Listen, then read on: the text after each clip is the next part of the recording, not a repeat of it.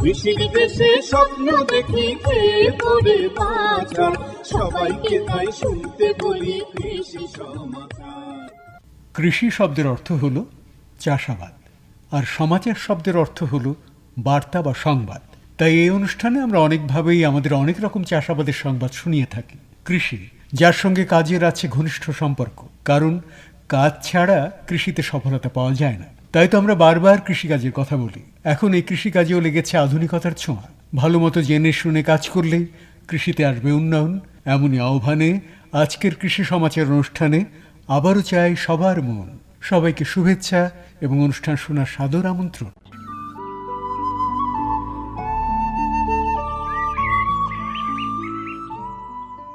এবার হাতি প্রসঙ্গে কিছু কথা। বিশাল আকৃতির এক প্রাণী হলো হাতি। এই হাতিকেই বলে বনের ছাতি। হাতির বিষ্ঠা থেকে গাছ এবং সারও হয়। বন সৃষ্টি করতে পারে হাতিও নিশ্চয়। হাতির চলাচলে 12 করিডোর আছে। হাতি হত্যা অপরাধ জানাই সবার কাছে।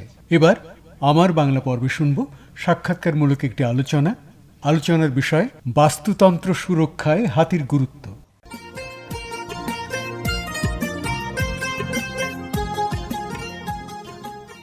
কৃষিজীবী ভাই বোনেরা, আজ আমরা জানব বাস্তুতন্ত্র সুরক্ষায় হাতির গুরুত্ব সম্পর্কে। আর আমাদের সাথে রথীন্দ্র কুমার বিশ্বাস, বন্যপ্রাণী ও জীববিজ্ঞান সংরক্ষণ কর্মকর্তা, বন অধিদপ্তর, ঢাকা। আর আপনাদের সাথেই আমি রয়েছি তানিয়া পারভিন। শুরুতেই আপনার কাছে জানতে চাইব যে বাস্তুতন্ত্র কি? বাস্তুতন্ত্র, যার ইংরেজ নাম ইকোসিস্টেম, হচ্ছে জৈব অজৈব পদার্থ এবং বিভিন্ন জীব সমন্বিত এমন প্রাকৃতিক একক যেখানে বিভিন্ন জীব সমষ্টি পরস্পরের সাথে এবং পারস্পরিক জৈব অজৈব উপাদানের সঙ্গে মিথস্ক্রিয়ার মাধ্যমে জীবন ধারণ গড়ে তোলে। আর যেহেতু আজকে বিষয়বস্তু আমাদের হাতি নিয়ে, হাতি সুরক্ষায়, বাস্তুতন্ত্র সুরক্ষায় হাতির গুরুত্ব সম্পর্কে, তো হাতি নিয়ে কিছু বলুন আমাদেরকে। বন্যপ্রাণী সংরক্ষণ এবং নিরাপত্তা আইন 2012 অনুযায়ী হাতি একটি সংরক্ষিত বন্যপ্রাণী। বিশ্বজুড়ে বিপন্ন, বাংলাদেশে মহাবিপন্ন প্রাণী হিসেবে হাতিকে চিহ্নিত করেছেন। স্থলচর প্রাণীদের মধ্যে বৃহত্তম, নির্বিশেষে তৃণভোজী প্রাণী হলো হাতি। প্রকৃতির জীববৈচিত্র্য, বাস্তুতন্ত্র সুসংহত রাখতে হাতির গুরুত্ব অপরিসীম। এই বাস্তুতন্ত্রে হাতির কয়েকটি গুরুত্বপূর্ণ অবদান সম্পর্কে আমাদেরকে জানান। প্রথমত, হাতি নতুন স্থানে বনায়ন এবং উদ্ভিদের বিস্তারে ভূমিকা রেখে থাকে। তারা বীজ পরিবহনকারী হিসেবে কাজ করে। আফ্রিকার হাতি সবচেয়ে বড়, যদিও এশিয়ান হাতি আকারে ছোট, তবুও জীবজগতের অন্যতম তৃণভোজী হেভিওয়েট হিসেবে পরিচিত হাতি। হাতি প্রচুর উদ্ভিদ সামগ্রী খাদ্য হিসেবে গ্রহণ করে। গাছপালা ভক্ষণের ফলে অনেক সময় বিষসহ তারা খেয়ে ফেলে। বীজগুলো তাদের অন্ত্রের মাধ্যমে পরিবহন করে এবং বিষ্ঠার মাধ্যমে সেগুলোকে নতুন স্থানে ফেলে দেয়। এইভাবে একটি উদ্ভিদের বীজ যেখানে প্রাথমিকভাবে খাওয়া হয়েছিল সেখান থেকে 1000 কিলোমিটার দূরে নিয়ে ফেলে। কিছু গবেষণায় দেখা গেছে যে হাতি 60 কিলোমিটারও বেশি দূরত্বের মধ্যে বীজ ছড়িয়ে দিতে পারে। তারা হাতির গোবর হতে নিখুঁত সার তৈরি হয়। এটা বীজকে অঙ্কুরোদ্গম এবং বৃদ্ধি করতে সাহায্য করে। হাতির দ্বারা বীজ বিচ্ছুরণে উদ্ভিদের নতুন অঞ্চলে উপনিবেশ করার সুযোগ তৈরি হয়, যা শেষ পর্যন্ত বিভিন্ন প্রাণীর মধ্যে নতুন আবাসস্থল এবং খাবার তৈরি করে থাকে। বীজ পরিবহন করে হাতি বনায়নের পাশাপাশি প্রাকৃতিক পরিবেশের ভারসাম্য বজায় রাখে। দ্বিতীয়ত, হাতির বিষটা বাস্তুতান্ত্রিক উর্বর করে উদ্ভিদের সংখ্যা বজায় রাখার ক্ষেত্রে গুরুত্বপূর্ণ ভূমিকা রাখে। হাতির বিষ্ঠার মধ্যে গোবর, বিটল পোকা বসে, তারাও সেখান থেকে খাদ্য সংগ্রহ করে এবং বংশ বিস্তার করে। এই বিষ্ঠায় ডুবে থাকে বিটল লার্ভা, যা গোবর থেকে খাবার সংগ্রহ করে। সেই লার্ভা আবার বিভিন্ন প্রাণীর খাবারের উৎস হিসেবে কাজ করে, যেমন মাঠের ইঁদুর।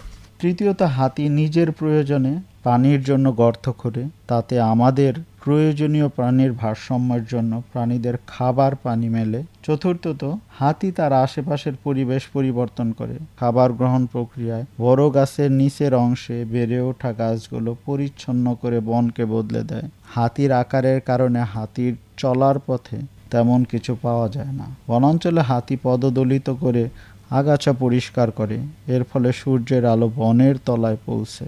যা নিচু গাছগুলোকে বেড়ে ওঠার সুযোগ করে দেয়। এবারে হাতির বিলুপ্তির কারণ সম্পর্কে আমাদেরকে একটু বলুন।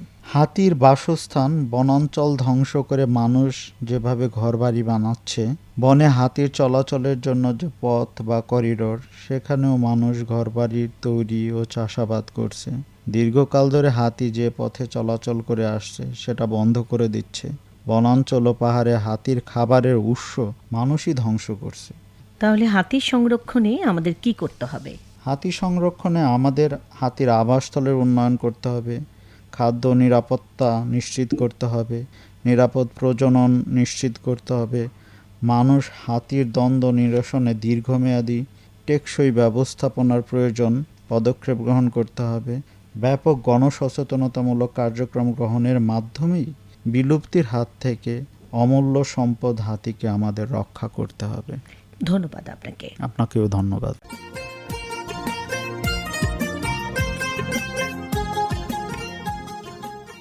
আমরা সবাই আছি পরিবেশের মাঝে, এই পরিবেশ ভালো থাকলেই আমরাও ভালো থাকি। এবারের পরিবেশনা পরিবেশ বিষয়ক একটি গান।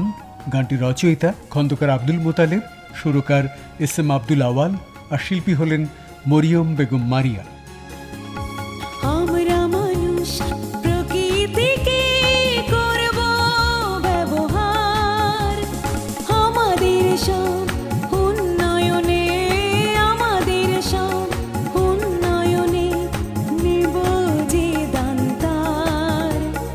ভালোবেসে আমাদের এই প্রিয় বাংলাদেশ দূষণ মুক্ত রাখবো আমরা সকল পরিবেশ, দূষণ মুক্ত রাখবো আমরা সকল পরিবেশ।